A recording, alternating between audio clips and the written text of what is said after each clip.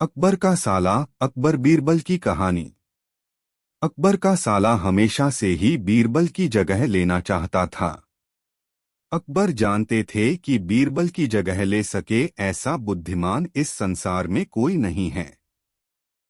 फिर भी जोरू के भाई को वह सीधी ना नहीं बोल सकते थे। ऐसा करके वह अपनी लाडली बेगम की बेरुखी मोल नहीं लेना चाहते थे।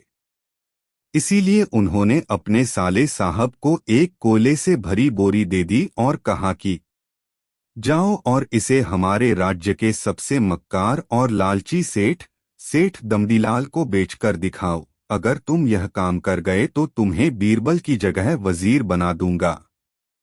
अकबर की इस अजीब शर्त को सुनकर साला अचंभे में पड़ गया। वह कोयले की बोरी लेकर चला तो गया, पर उसे पता था कि वह सेठ किसी की बातों में नहीं आने वाला, ऊपर से वह उल्टा उसे ही चूना लगा देगा। हुआ भी यही। सेठ दमदीलाल ने कोयले की बोरी के बदले एक ढेला भी देने से इनकार कर दिया। साला अपना सा मुंह लेकर महल वापस लौट आया और अपनी हार स्वीकार कर ली। अब अकबर ने वही काम बीरबल को करने को कहा।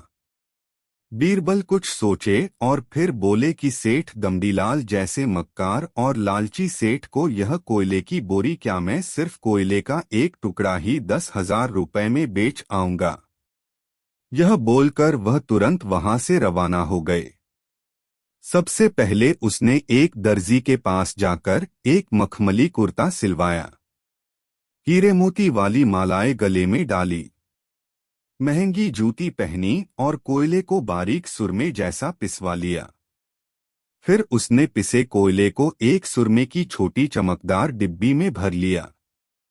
इसके बाद बीरबल ने अपना भेष बदल लिया और एक मेहमान घर में रुककर इश्तिहार दे दिया कि बगदाद से बड़े शेख आए हैं जो करिश्माई सुरमा बेचते हैं, जिसे आंखों में लगाने से मरे हुए पूर्वज दिख जाते हैं, और यदि उन्होंने कहीं कोई धन गाड़ा है तो उसका पता बताते हैं।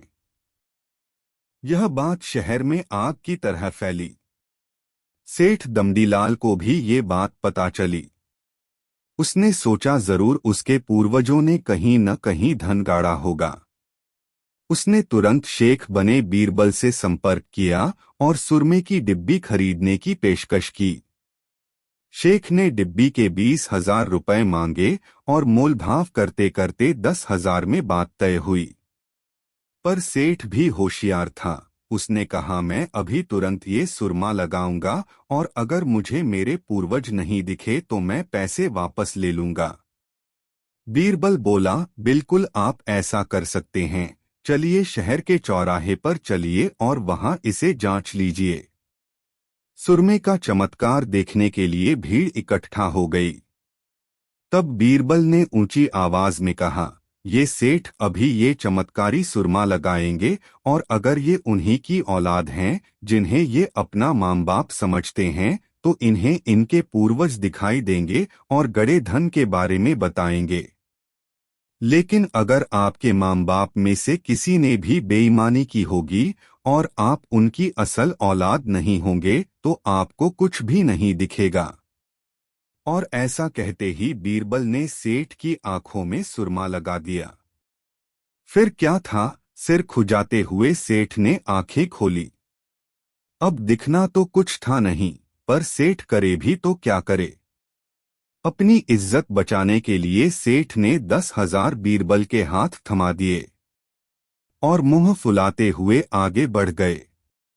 बीरबल फौरन अकबर के पास पहुंचे और रुपए थमाते हुए सारी कहानी सुना दी। अकबर का साला बिना कुछ कहे अपने घर लौट गया और अकबर बीरबल एक दूसरे को देखकर मंद मंद मुस्काने लगे। इस किस्से के बाद फिर कभी अकबर के साले ने बीरबल का स्थान नहीं मांगा।